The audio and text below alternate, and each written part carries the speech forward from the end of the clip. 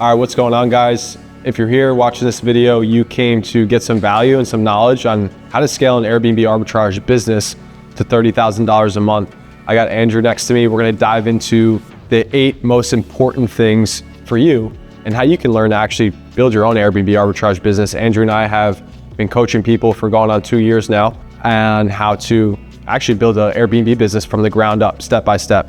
So let's dive right into it. Yeah, so step 1, you're gonna wanna find a mentor or just guidance on the process to starting your Airbnb journey. I think it's very valuable. That's how Aurelio and I actually got started. It allowed us to not fail as much as you would have if you tried doing this on your own.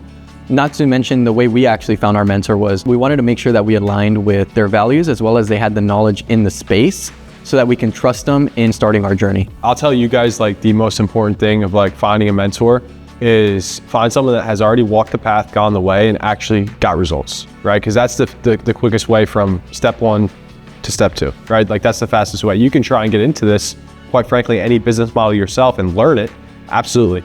But success loves speed, right? If you're trying to get this thing basically up and running as quick as you can, you want to find someone that has actually done it before, right? So I think that's literally the most important thing of finding success in any business model or anything in life, realistically, is like finding someone and just copy and pasting what they did to get the results that you're looking for. Absolutely, yeah. I think exactly like you mentioned, Aurelio, I think if you try doing this on your own, you're gonna spend years or months of just failing, trying, which is not necessarily a bad thing, but why would you want to go through that when you can already join someone who's already gone through that process, has failed, and can teach you from their mistakes? And it speed ramps your process. Like you said, success loves speed. So why not jump into it quickly and succeed quicker rather than failing? Yeah.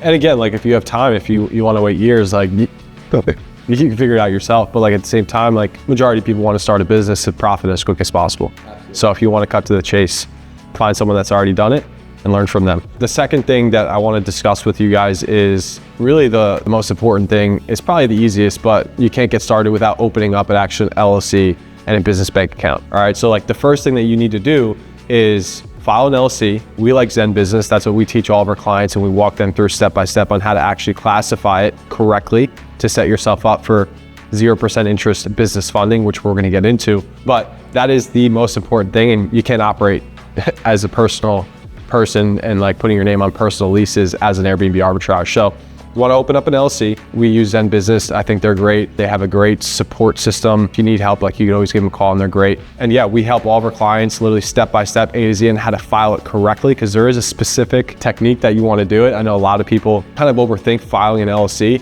but there are tips and tricks on how to do it correctly to set yourself up for the best results, to get approved for a 0% interest credit card and actually get the highest credit limit. Absolutely, and I think like you were mentioning about 0% interest credit cards, before we dive into that though, another great LLC filing company is Northwestern Registered Agent. They're also great, quick, easy process, but no matter what, you are gonna need a business to get started or an LLC to get started, like you mentioned. And that's gonna allow you to, like you said, start utilizing 0% interest business credit cards, which is gonna be our next step. The importance of 0% interest business credit cards is you don't want to be utilizing your own money unless you got a bunch of cash saved up and you're ready to deploy it. I personally wouldn't utilize it, but unless you do, like, you can definitely go that route. But in any business, I think it's very important to use other people's money. It allows you to scale quicker and minimize any risk. You want to keep your money for emergency case scenarios. You got living expenses to pay for, you got families to take care of. So 0% interest business credit cards are the best route to go. And some that we like to utilize is the American Express Blue Cash the Blue Cash card, as well as Chase Inc. Business Unlimited. Those are 2 great options to get approved for. They give you high limits and allow you to utilize other people's money on your journey. Yeah, so those are 4 cards: the Blue Cash Amex, Business Plus Amex, and then the Chase Inc., and then the Chase Inc. Unlimited. Those are 4 cards. Those we basically funnel all of our clients to those 4 cards. They're the best. I personally love Chase. But like, going back to your point, like, even if you do have hundreds of thousands of dollars to like deploy this, you're probably not even looking at Airbnb arbitrage. You're probably looking at actual starting some crazier business where you maybe getting into actual becoming a landlord and purchasing homes and putting that amount of capital on a down payment. But we recommend everyone. So like, for me personally, like, I got started with, I think, $4,000 in total. And that's what I used to invest in a mentor. And then for my first property, I leveraged OPM, a 0% interest credit card, where I basically just leveraged the bank's money. And then with the profit from my properties, I just paid the minimum on that card and just rolled over every month the statement balance. And then when a year came around, I had like 6 properties where I was cash flowing around $5,000-$6,000, and I just paid the card off in full. So I didn't have to, well, one, I didn't have the money to just launch my first property and have, $8,000 to put down, but I actually was able to leverage someone else's money and not use my own if I did have it. Yeah, definitely. I think you gave some good tips on that, on how you can definitely go about saving up money to pay off that card as you start cash flowing for your business. And I think that leads us into step number 4, which is actually researching specific markets. As a lot of people may not know this, or some people may, you can't operate Airbnb arbitrage business in absolutely any state or any city. You're going to need to do your front end research to make sure that you're operating at a legal level and you're not, going against the law to start up an Airbnb business in a state that does not allow Airbnbs. Some of the sites that we like to utilize to ensure that we're looking at specific locations that are going to do well is a site called AirDNA. AirDNA will actually show you market research from actual active Airbnbs or VRBO units in that specific location. That's going to be the first step that you're going to want to take. You're going to want to make sure you're looking at a city that is definitely going to be profitable and definitely has people going to that location. Well, I think a lot of people that are in the Airbnb space know about AirDNA, but they don't really know how to utilize the tool, right? It gives you the regulation and gives you a score, and then also gives you all the surrounding short-term rentals. But you really have to know how to utilize the website. It's very awesome. You can pay or also use the free version, but you need to understand what is the in demand for that market. For us, a target audience that we accommodate and that stay with us are corporate professionals, right? Business professionals, travel nurses, doctors, lawyers, things like that. We have a completely different approach to most people on Airbnb, where they have these big vacational homes and they're hosting bachelor parties, people going away on vacation. We don't do that. So we had to niche down and use AirDNA to find, okay, what is in high demand for the targeted audience that we're using. So that's something that we teach with people, is show them how to actually do the market research, how to locate these markets that are in high demand for that clientele. And back to your point on the regulations, that's really important. Okay, so some value for you guys is just look on Google, type it in, Birmingham, Alabama. What are the short-term rental regulations there? Go on the SOS, the Secretary of State. You can give them a call. Ask them, hey, what are the short-term regulations here? Do I need a permit? Are there length of stay regulations? All that stuff you could find out. It's super easy. But that is something that's super important. You don't want to get into a market, start calling landlords, or try and get your first property if you don't even know the regulations. So that's super important. Yeah, and a few tips on those regulations of stuff that you want to make sure that can work and stuff that definitely won't work is a few of them that will definitely work with our business model is, like you said, permits. They're not a bad thing. All you have to do is just apply for them. It's a short-term rental licensing. It varies in price, so there's not a set number. Every state is different. The other one that may work for you is zoning. Just because you have a zoning, that doesn't mean that you can't operate in that city. That just means there's a specific location in that city that does not allow it. It can be a historical district or military base or something that specific zone does not allow, and you just look for a property outside of that zone.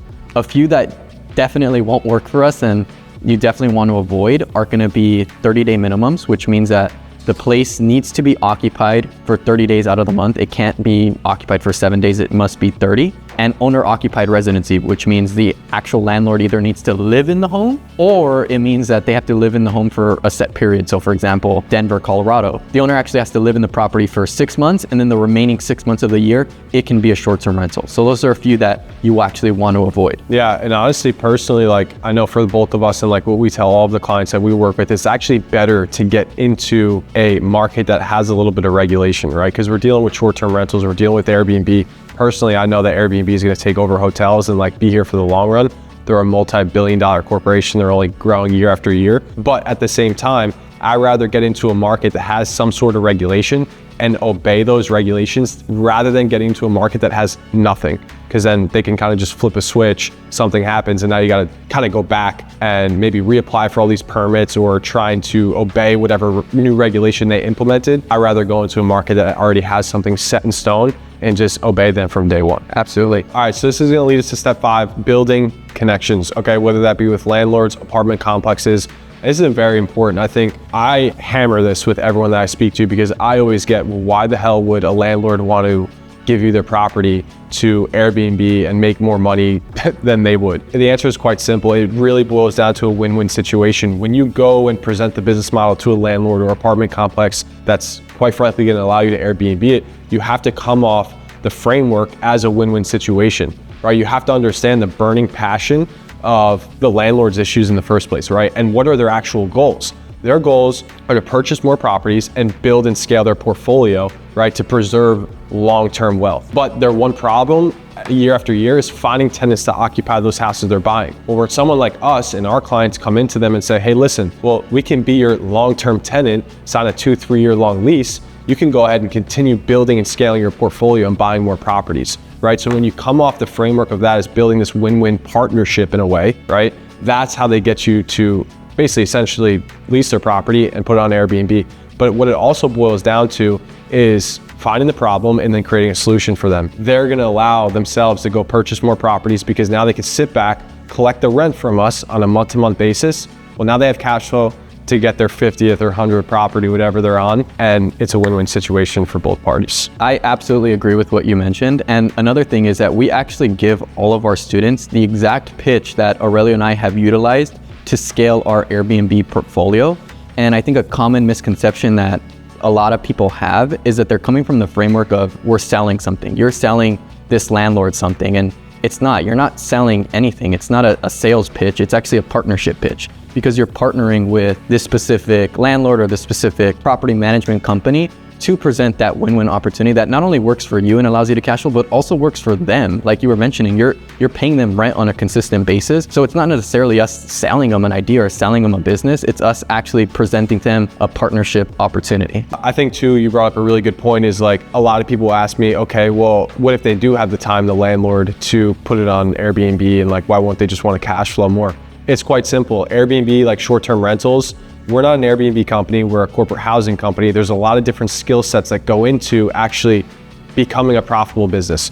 A landlord doesn't have those skill sets. They just know and have the capital to purchase homes, put it on a long-term rental site like Zillow and find a long-term tenant. They don't know the pricing systems. They don't know the softwares, which what we're gonna get into later. So these are different skill sets where someone like us comes in, takes it off their plate, and just provides them the rent month after month, and allows them to hit their long-term goal of just scaling their rental portfolio and creating generational wealth. Yeah, absolutely. And I think that ties into our step 6, which is going to be actually closing your first deal. Once you find that specific landlord or property manager that is willing to partner with you, there's going to be a process that you must take to actually get this official.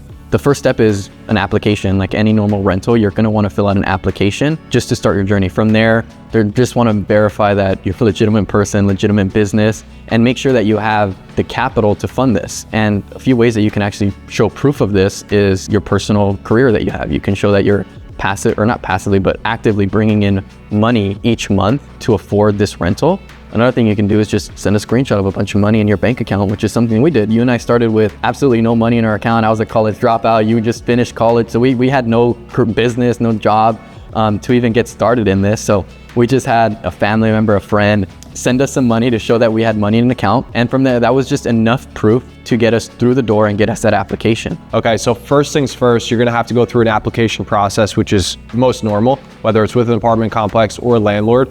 And for us, like what we did and what we teach a lot of our clients is if you have a W-2 or you have a job, you can kind of just show that to them that you've made consistent money on a month-to-month basis. So like they actually trust that you're gonna be able to cover the rent on a month-to-month basis.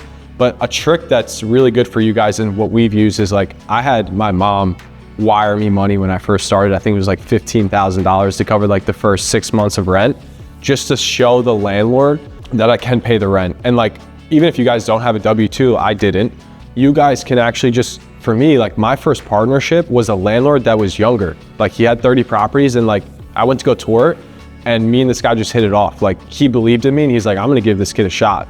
Like he just saw the drive I had. So when you guys are touring these properties and you guys are going to look and pitch to these landlords, well, chances are if you get on a good connection with someone, they're gonna wanna work with you. And then that's just another tip that you guys can use if you have a family member to wire you some money, take a screenshot of your bank account, say, hey, I got some funds to cover the first 6 months. And you're being honest with them. Hey, I'm a startup. You're not lying to them. And chances are they're gonna wanna work with you. And I think you made a good point earlier where a lot of people try to come into the pitch of trying to sell them. You're just explaining the business model and how you operate, right? Because at the end of the day, it's a win-win situation. The last thing that we do is we give all of our clients our lease addendum, because 9 out of 10 times you're gonna be signing a residential lease, which what a normal tenant would be signing if they're signing a long-term rental. Okay, so we have a lease addendum that binds to the residential lease that the landlord or the apartment complex is gonna give you. And that lease addendum, we had a lawyer type up for us and basically outline step by step legally how we're gonna operate their house as a short-term rental. And we give that to all of our clients. So now that's gonna bind with the residential lease and allow us to essentially operate as a corporate housing company. So this is going to lead us to our last step of actually getting our Airbnb up and running and operational. The first thing you're going to do is order furniture and create a design. It's important that your furniture delivery date aligns with the start of your lease, because you don't want stuff arriving too early. You don't know what can happen. Things can get stolen, things can get damaged, and you don't want things arriving too late, because then it's going to delay the process of actually getting your Airbnb up and running. And we want to take full advantage of getting it up as soon as possible. The next step after you actually start furnishing your property is you want to make sure you build a team that is boots on the ground. That way you don't actually have to be in the specific state to have it operational. Something that we like to do is go through a site called Turnover B&B, where we actually find all of our cleaners, and these cleaners also act as property managers, ensuring that your property is always in tip-top shape and ensuring that things are always being delivered to this specific guest that's staying there. In some cases, you may need to have extra linens delivered, or maybe some supplies is needed. The next step to ensure you're operating a remote business is setting up your softwares. A few softwares that we like to utilize to keep your business remote are PriceLabs and Hospitable. PriceLabs is going to be a software that allows you to set up dynamic pricing strategy, so it fluctuates with the specific market that you're in. And the last software that you want to utilize is Hospitable, which is going to allow you to automate your messages to guests. So that's the steps A to Z on how you can build Airbnb arbitrage business that's making $10,000 to $30,000 a month remotely. I hope this helped for you guys. Take this information and run with it. But of course, if you want some extra guidance, reach out to us. We're happy to see if we're a good fit for each other. Actually see if we can work together and get you started and get you your first Airbnb arbitrage property for you. So if you're interested, click the link below and follow us on IG. You can DM us. We're happy to chat with you and go from there, and wish you the best of luck. See you on the other side.